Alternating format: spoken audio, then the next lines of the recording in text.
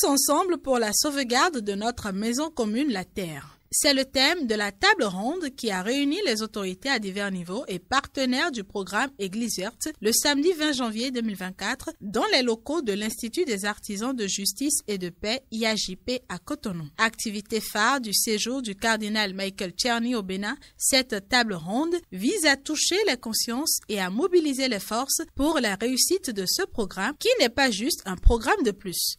Il est un véritable appel à la communauté internationale, à l'action et non à la réaction, car ce qui est sûr aujourd'hui, c'est l'incertitude. L'Église catholique est consciente et convaincue que si tous les citoyens n'agissent pas aujourd'hui en assumant leurs responsabilités, il n'y aura plus de temps de la réaction. Demain serait trop tard et malheureusement fatal. Par le programme Église verte, l'Église Famille de Dieu qui est à Cotonou exhorte en ce jour la communauté internationale à une prise de conscience.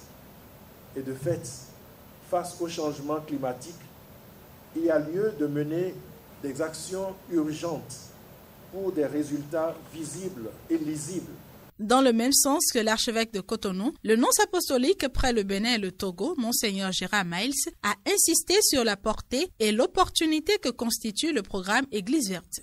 L'archidiocèse de Cotonou, par ce projet, rend plus concret l'appel à l'écologie intégrale du Saint-Père, en offrant la possibilité aux communautés chrétiennes de s'engager dans la dynamique d'un nouveau style de vie, dans une meilleure relation avec la création que le Seigneur a confiée à nos soins.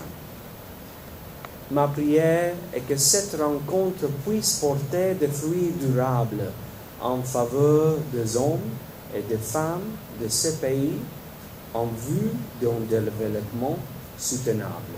Pour le ministre du Cadre de vie et des Transports chargé du développement durable, José Tonato, le programme Église verte mérite d'être accompagné. Ce programme de l'archidiocèse de Cotonou concourt effectivement à la poursuite de la transformation structurelle de l'économie et l'accroissement durable du bien-être social des populations à travers le renforcement de la préservation de l'environnement et la résilience au changement climatique, ainsi que la promotion du développement local avec des communes qui doivent être des territoires de développement partagés et durables. C'est un programme concret, c'est un programme pilote qui nous a beaucoup sensibilisés et je vous donne l'engagement ici du gouvernement de porter avec vous ce programme Église verte pour l'amélioration de notre cadre de vie et la gestion durable du changement climatique. Après avoir rappelé les deux axes essentiels développés dans le programme Église verte, le cardinal Michael Czerny a encouragé les acteurs à divers niveaux à agir ensemble sans empiéter sur les missions les uns des autres pour la sauvegarde et la protection de notre maison commune, la Terre, et pour le bien des êtres qui y vivent. Je suis convaincu que, grâce à votre travail, des résultats favorables à la sauvegarde de la maison commune ne tarderont pas à être visibles.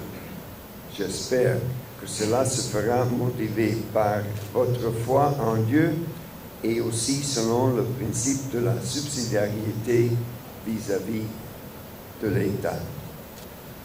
L'Église fera ce qui relève de sa mission et tâchera de se montrer exemplaire en agissant de façon cohérente avec ce qui est enseigné dans Laudato Si. Et dans le cadre de la synergie, l'Église facilitera ainsi la tâche à l'État qui a en fin de compte la responsabilité de la gestion.